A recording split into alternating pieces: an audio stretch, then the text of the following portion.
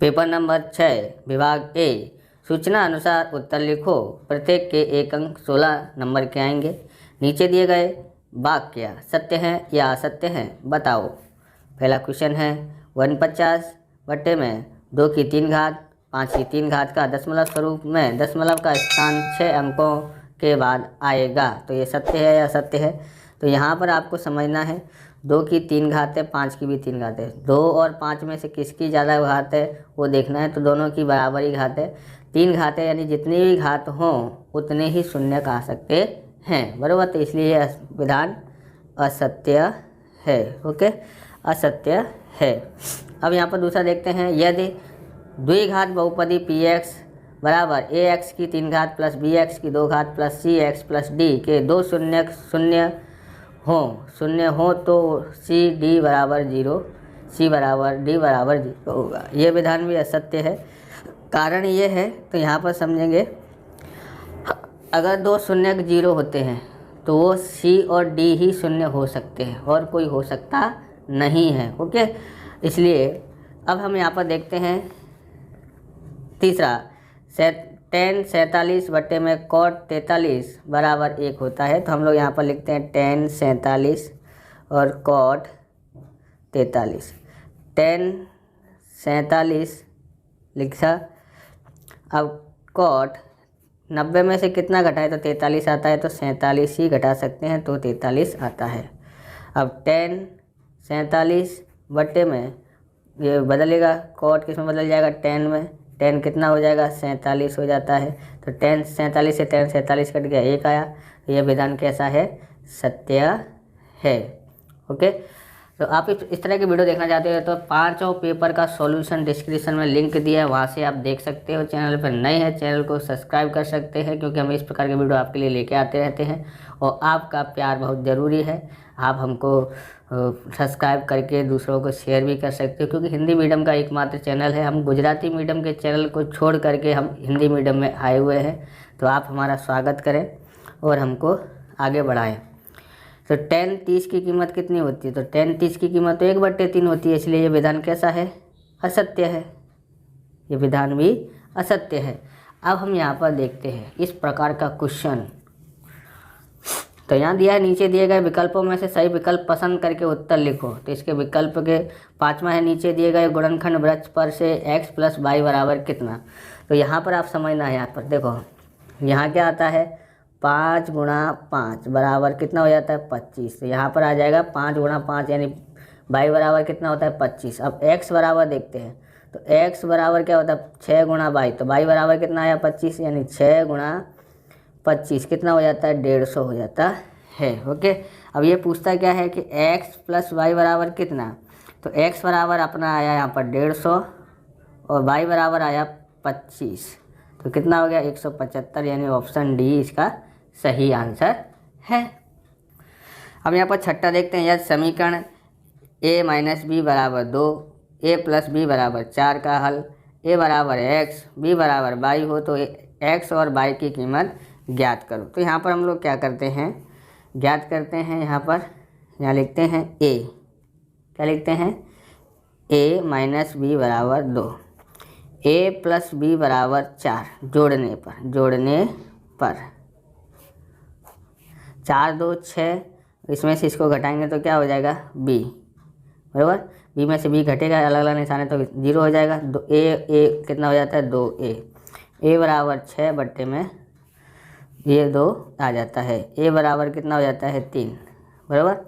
अब हम यहाँ क्या लिखते हैं, समीकरण नंबर 1 में a बराबर 3 रखने पर, तो a बराबर हम यहाँ पर लिखते हैं, ये है पहला समीकरण। इसकी जगह पर 3 लिख देते हैं, माइनस बी की जगह पर माइनस बी लिख देते हैं, बराबर 2 लिखा है तो 2 माइनस बी बराबर 2, ये उधर जाता है तो माइनस का 3, b बराबर माइनस का 1 आता है। माइनस से माइनस कट जाता है तो 1 प्लस का हो जाता है। अब आप ध्यान से समझना है, a बराबर क्या दिया है x, तो x बराबर कितना आया है 3। ओके, जैसे ही b बराबर यहाँ कितना दिया है, यहाँ b बराबर दिया है y बराबर कितना आया है 1, b बराबर 1 आया तो y बराबर भी 1। कौन सा सही है, तो हम लोग देखते हैं ऑप्शन ए सही है, x बराबर 3 और y बराबर 1। ओके, अब हम लोग आगे देखते हैं। तो आगे हमारे पास 7वां सवाल है।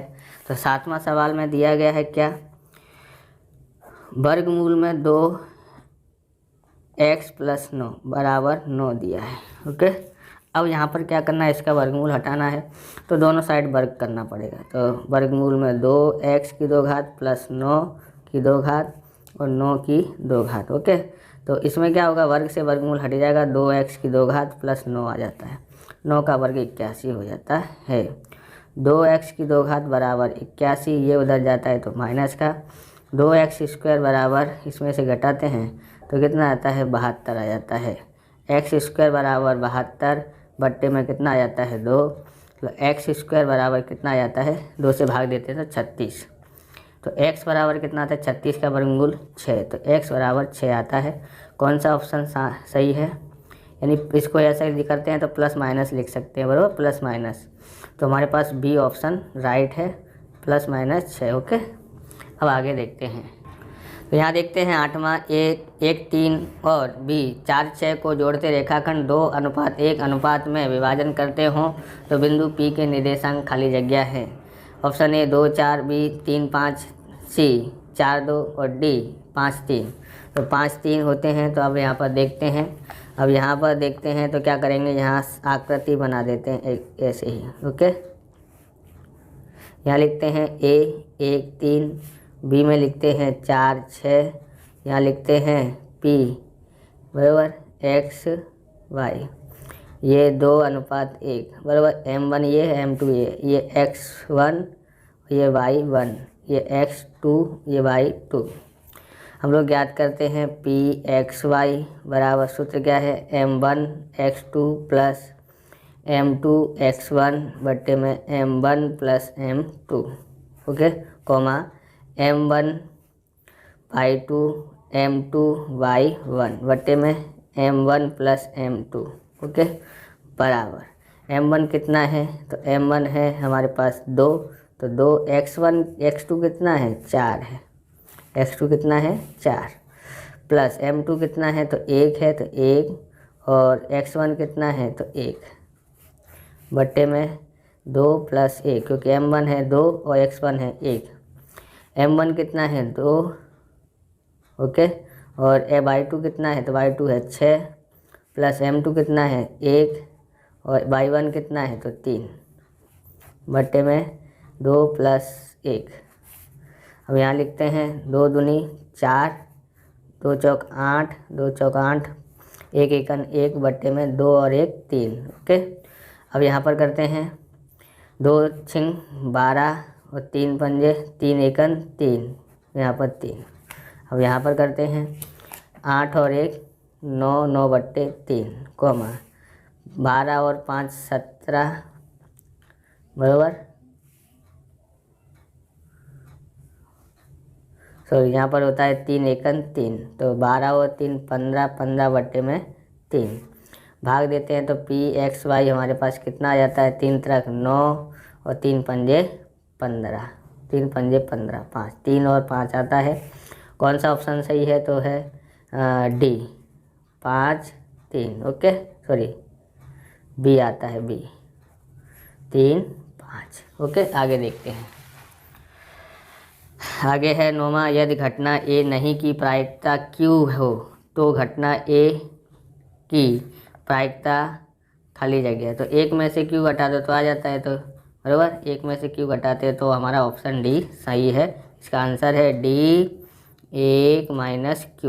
ओके, अब यहाँ पर देखते हैं जिनके शून्यकों का योगफल और गुणनफल दोनों 4 हो ऐसी द्विघात बहुपदी खाली जगह है। तो द्विघात बहुपदी के लिए क्या सूत्र है, x² minus alpha plus beta x, और यहाँ कितना आता है, अल्फ़ा गुणा बीटा। ओके, ये हमारा सूत्र है, बराबर 0। तो k का k x² अल्फ़ा और बीटा कितना है, तो दोनों शून्यकों का योगफल भी 4 है और गुणनफल भी 4 है, तो ये हमारा बहुपद आया। कौन सा आंसर सही है, डी ऑप्शन सही है, x² - 4x + 4। ओके, आगे देखते हैं। तो 11वां देखते हैं, पहले यहाँ से नीचे दिए गए प्रश्नों के उत्तर कोष्टक में दिए गए विकल्पों में से पसंद करके लिखो। 11वां है, यदि नीचे दिए गए बारंबारता बटन का माध्य 2.6 हो तो y बराबर खाली जगह, यहाँ लिखते हैं xi और यहाँ लिखते हैं fi। xi 1 है, 2 3 4 5, यहाँ कितना है 4 5 y 1 2। सूत्र क्या होता है fi xi, 4 एकन 4, 2 पंजे 10, 3 बाई साइड में लिख देते हैं, 4 एकन 4, 5 दूनी 10, तो 14 और 14 28 प्लस 3 y हो जाता है। बराबर, ये है। अब हमारे पास ऐसे आपको लाइन खींचनी है तो ऐसे लाइन खींच देने का, यहाँ लिखना है कुल। ओके ओके, इस तरह से।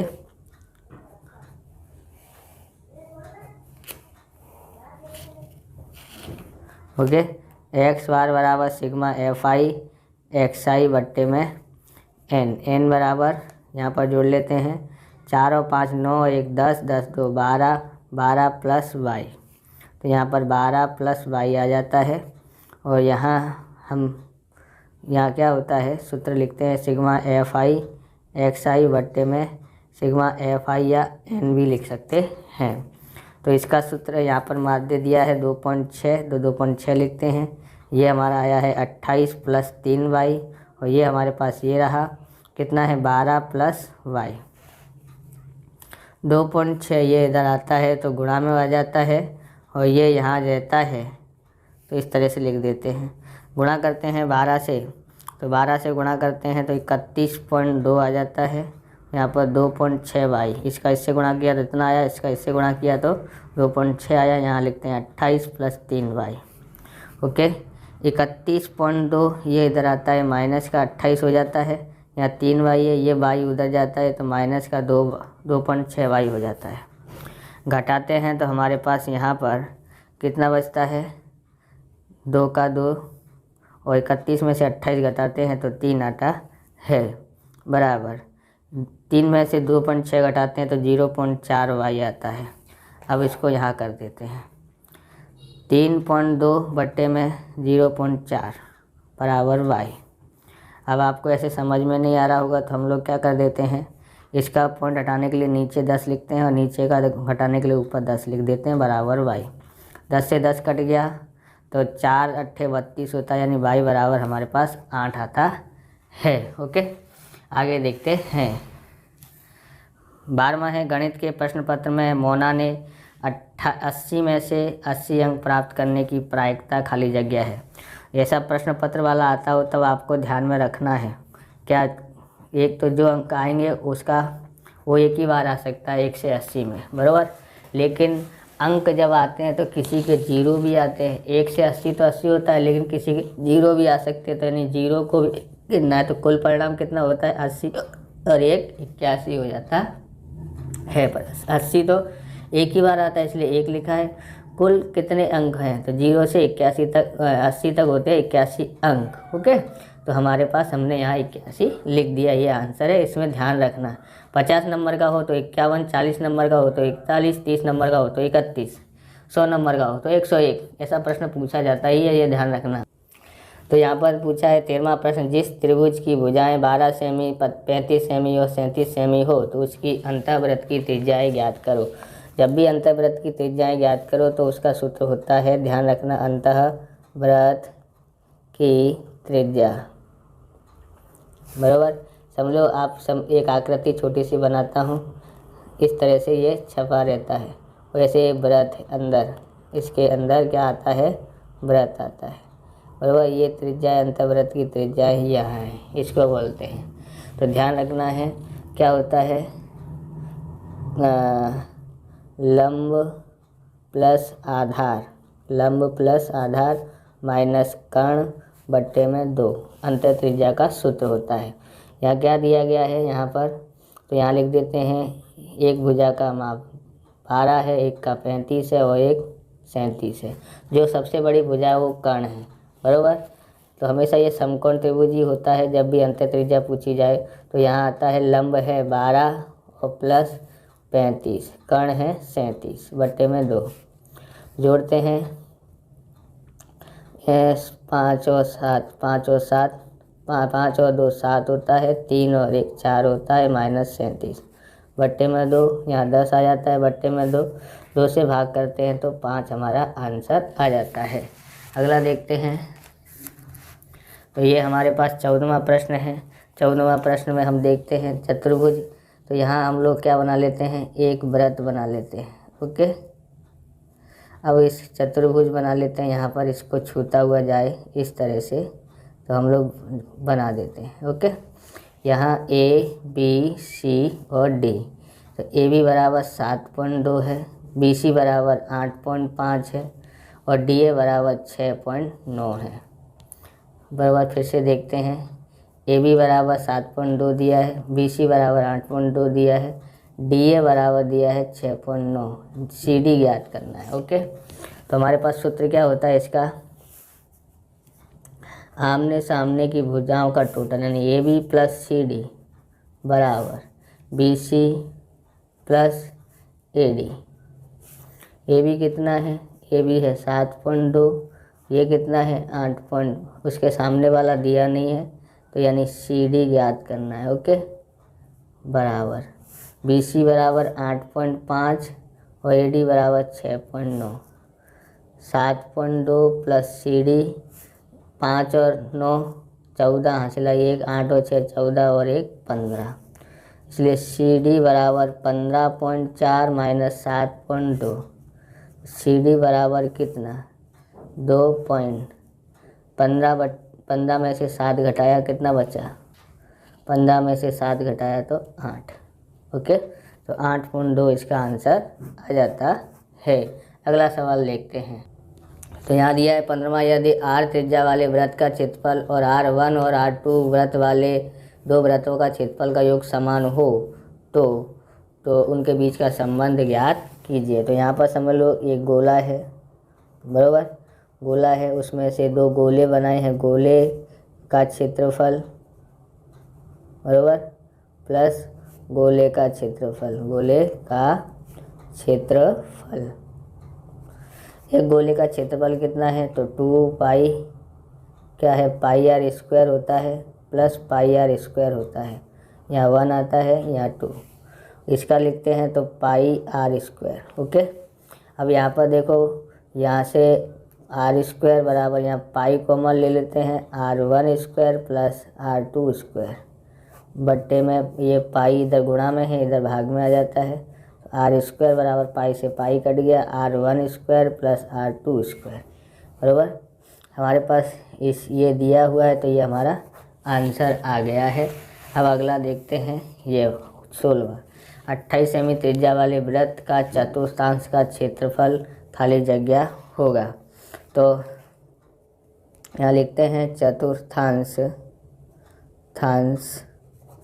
का क्षेत्रफल बराबर कितना होता है चतुर्थांश का क्षेत्रफल, तो यहाँ होता है पाई आर स्क्वायर थीटा बट्टे में 360, ये सूत्र है। पाई बराबर 22/7 लेना है, आर बराबर यानी 28 2 बार लिखना है क्योंकि 2 घात है, और थीटा चतुर्थांश में थीटा का मान 90 होता है गुणा 360। ओके, तो 360 काट डालते हैं, 90 से 90 360 बराबर। उसके बाद हम लोग क्या लिखते हैं 22 7 चौक 28 होता है, 4 से 4 काट दिया है, और 22 अट्ठे कितना होता है 176 की 6 हासिल आई 17, 22 दूनी कितना होता है 44 और जोड़ देते हैं तो यहाँ कितना आता है 1, यहाँ पर कितना होता है 44, ऐसे लिखते हैं, 4 और 1 5 1 हासिल थी 6 61 आता है, मतलब 616 सेमी की घात 2 आती है। बराबर 616 सेमी की घात 2 आती